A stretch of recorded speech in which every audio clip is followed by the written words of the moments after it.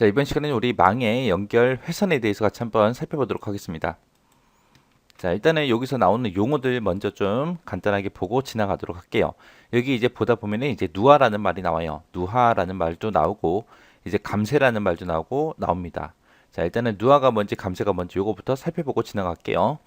자, 우리가 수도꼭지에서 이제 물 새는 거 있죠. 내가 분명히 세수를 하고 나서 수도꼭지를 꽉 잠갔는데 물이 똑똑똑똑 새요. 그렇게 물이 새는 걸 보고 우리가 누수라고 하죠. 그 누수 친구가 누하예요. 누하다라고 하게 되면 데이터가 새는 걸 보고 얘기합니다. 그래서 송신 측에서 데이터를 100개를 보냈어요. 그럼 수신 측에서 데이터 100개 받는 게 정상이죠. 정상인데 누화가 생기게 되면 분명히 나는 데이터 100개를 보냈는데 상대방한테 너 몇 개 받았어? 물어보니까 90개밖에 못 받았대요. 그럼 중간에 날아가다가 10개가 사라진 겁니다. 그런 걸 보고 이제 누화가 생겼다. 누하라고 그렇게 불러요. 그렇게 해서 누하다 그러면 이제 데이터가 새는 걸 보고 얘기해요. 이러면 이제 오류가 생기겠죠. 그 다음에 감세다라고 하게 되면 내가 야구공을 힘껏 집어 던져요. 야구공을 힘껏 집어 던졌을 때 그 야구공이 지구 끝까지 날아가요?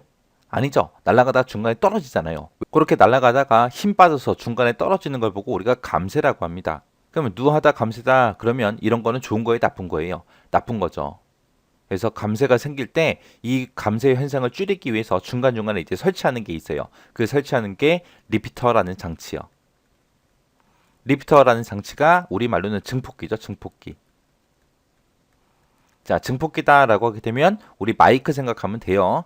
마이크를 사용하게 되면 내 목소리를 더 크게 만들어서 이제 멀리까지 날아갈 수 있게 그렇게 도와주잖아요. 그래서 이 데이터 통신에서도 내가 만약에 서울에서 부산까지 데이터를 보내겠다라고 했을 때 중간에 분명히 내가 뿅 하고 전송을 해주게 되면 중간에 힘이 빠져서 감쇄가 생겨서 중간에 떨어질 거예요. 그래서 중간중간마다 리피터라는 장치를 꼭 설치를 해줘야 됩니다. 그래야 목적지까지 데이터가 날아갈 수 있어요. 그래서 감쇄 현상을 줄이기 위해서는 반드시 무슨 장치가 중간에 필요하다? 리피터, 증폭기가 필요하다라고 그렇게 기억하시면 돼요. 해서 우리가 통신할 때는 누화가 됐든 감쇄가 됐든 이런 게 일어나지 않아야죠. 그래야 정상적으로 통신이 되겠죠. 자, 이제 첫 번째 거부터 볼게요. 꼬임선이요. 꼬임선이다. 그럼 말 그대로 선들을 꼬아놓은 거예요. 선들을 꼬아놓은 게 우리 꼬임선이고요. 이 꼬임선은 가장 대표적으로 우리가 많이 쓰는 게 우리 인터넷 선 있죠. 집에서 쓰는 거. 우리 인터넷 하기 위해서는 컴퓨터 본체에다가 인터넷 선을 꽂아야 되잖아요. 그 인터넷 선이 이 꼬임선으로 되어 있습니다. 이 꼬임선의 종류에는 UTP라는 게 있고요. STP라는 게 있고 이렇게 두 가지가 있어요. UTP다라고 하게 되면 이렇게 빨간색 선, 노란색 선, 초록색 선, 까만색 선하고 이렇게 있을 때 이 각각의 색깔의 선들끼리 서로 꼬아 놓은 거예요. 꼬아만 놓은 게 UTP고요. 그 꼬아 놓은 것들끼리 또 하얀색 이런 피복으로 묶어 놓은 걸 보고 우리가 STP라고 그렇게 부릅니다. 그래서 이 꼬임선은 일반적인 우리가 집에서 쓰고 있는 인터넷 선이다라고 그렇게 생각하시면 돼요. 그래서 정기적인 그런 간섭 현상을 줄이기 위해서 균일하게 색깔별로 감겨 있는 형태, 꼬아놓은 형태를 보고 우리가 꼬임선이라고 하더라. 얘는 가격이 저렴하고요. 설치가 간편해요. 그리고 거리가 됐든 대역폭이 됐든 데이터 전송률 면에서 제약을 많이 받습니다. 그리고 다른 전기적인 신호에 간섭이나 잡음 이런 거에 영향을 받기가 쉬워요. 이런 게 이제 꼬임선이요. 자, 그 다음에 이제 동축 케이블이요. 동축 케이블이다. 그럼 여러분들이 다 보셨어요. 여러분들이 만져보신 분도 엄청나게 많으실 거예요. 관심이 없어서 그렇지 이게 내가 손에 만지면서 이게 동축 케이블인지 아닌지 관심이 없어서 그렇지 여러분들은 다 보고 만져봤을 겁니다. 이 동축 케이블이 뭐냐?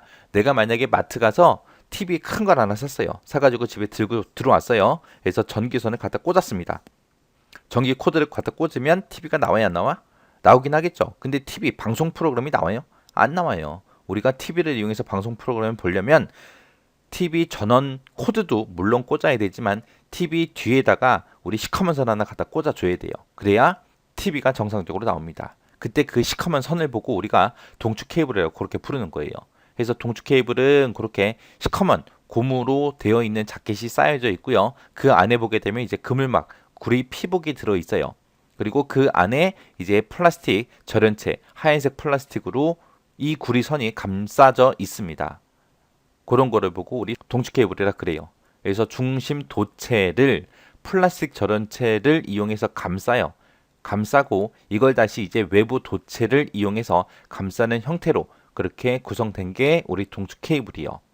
그래서 시험 문제에 이 도체라는 말이 나오면 무조건 정답은 동축 케이블입니다.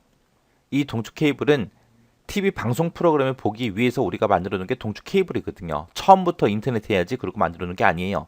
근데 각 지역별로 보면 지역 방송이 있죠. 그 케이블 회사에서 이제 우리 집으로 이제 인터넷 서비스까지 같이 이 동축 케이블을 이용해서 볼 수 있게 그렇게 제공해 주죠. 그게 이제 동축 케이블을 이용해서 우리가 인터넷 하는 겁니다. 이 동축 케이블은 이제 꼬임선에 비해서 외부 간섭이나 누화 같은 게 영향이 적어요. 적어서 꼬임선보다는 좋은 선입니다. 그래서 얘는 주파수 범위가 넓고 데이터 전송률이 높아요. 그리고 중간중간에 이제 신호의 감쇄 현상을 막기 위해서 중간중간에 뭘 설치한다? 중계기, 리피터를 설치해야 되더라.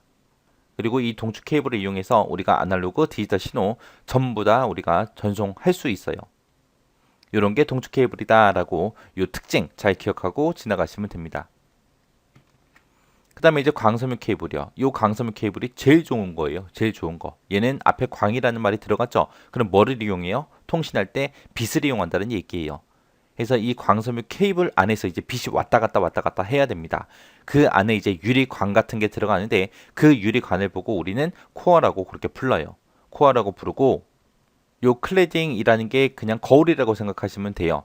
우리 거울에다가 후레쉬 불을 켜게 되면 그 후레쉬 불빛이 거울에 반사돼서 반대쪽으로 튕겨나가잖아요. 그죠? 그런 반사 역할을 해주는 게 우리 클래딩이라는 게 있어요. 그리고 외부에 이제 빛이 새어나가지 못하도록 그렇게 이제 자켓으로 싸놓은 거예요. 그래서 코아다라고 하게 되면 코아는 빛이 실제로 지나다니는 통로, 그 통로를 보고 우리가 코아라고 합니다.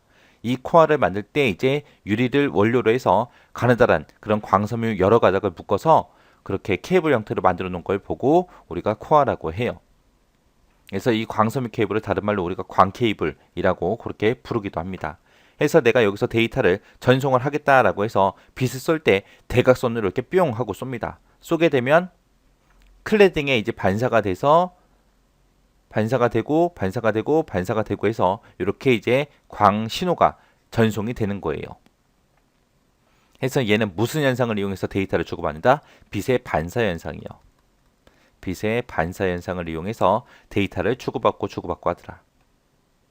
그래서 이 광 케이블이 제일 좋은 거예요. 그래서 여기 특징에 보게 되면 여러 가지가 있는데 이 특징들 보면 다 좋은 말밖에 없습니다. 얘는 대역폭이 넓다. 대역폭이 넓어서 이제 전송률이 뛰어나다. 그리고 데이터 손실이 적다.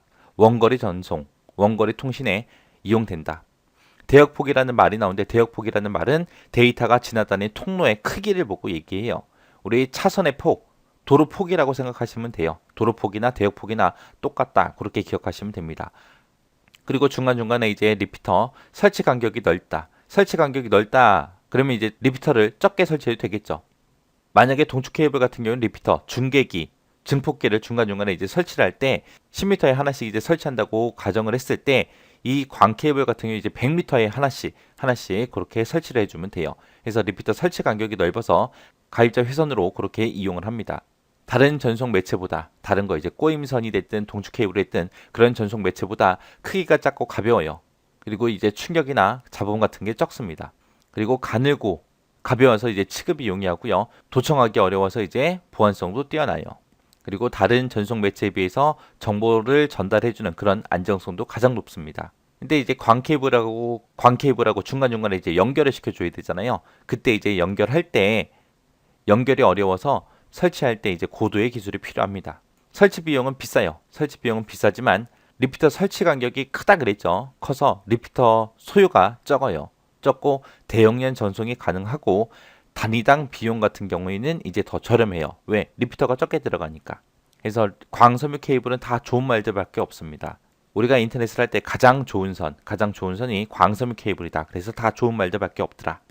해서 시험 문제 만약에 광섬유 케이블에 대한 설명이다. 틀린 거 찾아라 라고 했을 때 좋은 것들 빼고 그냥 나쁜 거 찾으면 돼요. 안 좋은 거. 우리 통신할 때 안 좋은 게 누화나 감쇄라 그랬어요. 누화가 됐든 감쇄가 됐든 그런 거는 안 좋은 거라고 했습니다. 그래서 광 케이블은 다 좋은 거다라고 그거 하나만 잘 기억하시고 특징들 구분할 수 있게 여러분들이 보시고 정리하시면 됩니다.